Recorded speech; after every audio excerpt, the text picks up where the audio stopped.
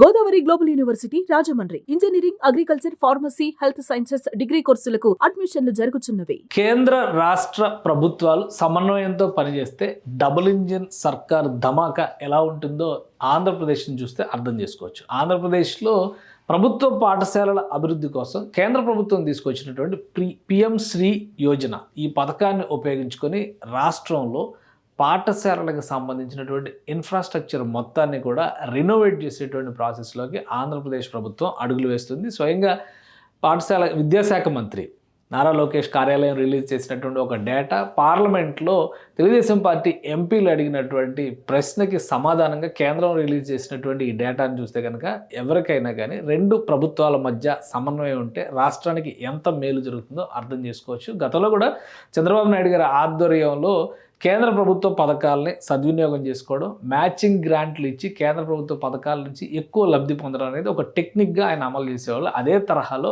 ఇప్పుడు కూటమి ప్రభుత్వం కేంద్రాన్ని సమన్వయం చేసుకుంటూ విద్యాశాఖలో సమూల మార్పులకి నాంది పలుకుతుంది. అసలు ఈ పిఎం శ్రీ పథకం ఏంటి, దీనిలో ఆంధ్రప్రదేశ్కి వస్తున్నటువంటి ప్రయోజనం ఏంటి ఒకసారి విశ్లేషిద్దాం. ఇది కేంద్ర ప్రభుత్వం రిలీజ్ చేసినటువంటి డేటా. ఇది పార్లమెంట్లో అడిగినటువంటి ప్రశ్న. పుట్ట మహేష్ కుమార్ యాదవ్ అలానే జిఎం హరీష్ బాలయోగి అడిగినటువంటి ప్రశ్న.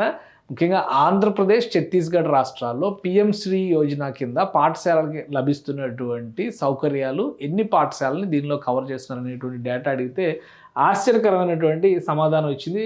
ఏలూరు, కోనసీమ ప్రాంతాల్లో ఎంత సపోర్ట్ చేస్తారు, ఎన్ని స్కూల్స్కి ఈ పిఎం శ్రీని అప్లై చేస్తున్నారు అనేటువంటి విషయానికి కూడా ఒక స్పష్టమైనటువంటి ఆన్సర్ ఇచ్చారు.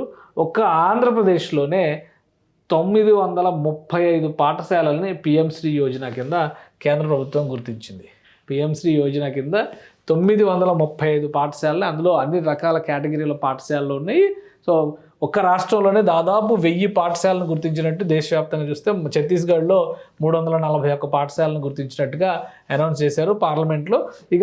ఇక్కడ జరిగినటువంటి డిస్కషన్లో కనుక ఆ లిస్టులో కనుక ఒకసారి మనం చూస్తే ఇంకా చాలా అంశాలు ఉన్నాయి. మ్యాచింగ్ గ్రాంట్ ఇవ్వడం కానీ, కేంద్ర ప్రభుత్వ వాటా కింద ఇచ్చేటువంటి కానీ 2023-2025 మధ్యకాలాన్ని పోల్చి చూసినప్పుడు ఈ స్కీమ్ని 2022లో కేంద్ర ప్రభుత్వం అమల్లోకి తీసుకొచ్చింది. ఎందుకంటే దేశవ్యాప్తంగా ఉన్నటువంటి ఎడ్యుకేషన్ ఇన్ఫ్రాస్ట్రక్చర్ని అప్గ్రేడ్ చేయడము, కొత్తగా వస్తున్నటువంటి మోడర్న్ టీచింగ్ టెక్నిక్స్ని విద్యార్థులకి, పాఠశాలల్లో పనిచేసేటువంటి సిబ్బందికి కూడా అందుబాటులోకి తీసుకురావడం దీని ప్రధానమైనటువంటి లక్ష్యం. మొదటి సంవత్సరంలో పెట్టినటువంటి ప్రణాళికలో ఆంధ్రప్రదేశ్ ప్రభుత్వానికి సంబంధించి 354 కోట్లు కేటాయిస్తే కేంద్ర ప్రభుత్వ వాటా కింద 212 కోట్లు వచ్చినాయి. సో ఇది కేంద్రం అప్పుడు రిలీజ్ చేసినటువంటి సెంట్రల్ షేర్ రిలీజ్ 106 కోట్లు మాత్రమే రిలీజ్ చేయగలిగారు.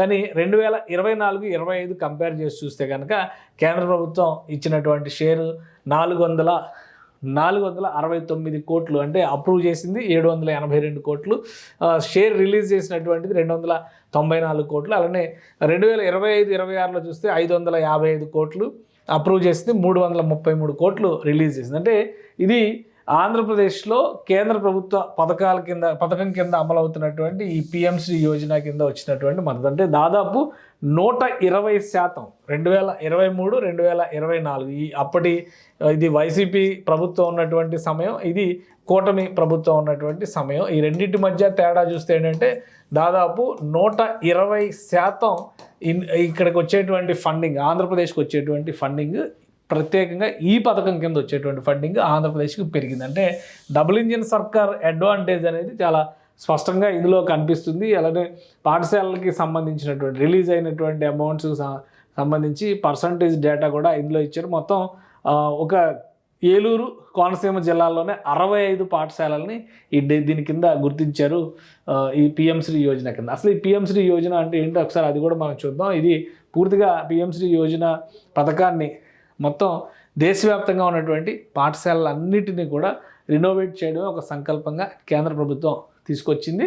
సో దాని పథకానికి ఉన్నటువంటి ప్రధానమైనటువంటి లక్ష్యం 14,500 పాఠశాలల్ని కేంద్ర ప్రభుత్వం గుర్తించింది. ఆ పాఠశాలలన్నింటిలో అందులో కేంద్రీయ విద్యాలయాలు ఉన్నాయి, నవోదయ స్కూల్స్ ఉన్నాయి, అలానే కేంద్ర రాష్ట్ర ప్రభుత్వాల ఆధ్వర్యంలో నడిచేటువంటి primary, upper primary, secondary, higher secondary schools కూడా ఇందులో ఉన్నాయన్నమాట. వీటన్నిటికీ సంబంధించినటువంటి డాష్ బోర్డు కూడా కేంద్ర ప్రభుత్వం మెయింటైన్ చేస్తుంది. ఈ డాష్ బోర్డు ఒకసారి మనం చూస్తే ఇది నెంబర్ ఆఫ్ డిస్ట్రిక్ట్స్ ఆంధ్రప్రదేశ్లో ఇచ్చినటువంటి డేటా 26 జిల్లాలకి సంబంధించినటువంటి blocks 782, number of PM Shri Yojana schools 982 వరకు గుర్తించారు మొత్తం అంతా కూడా.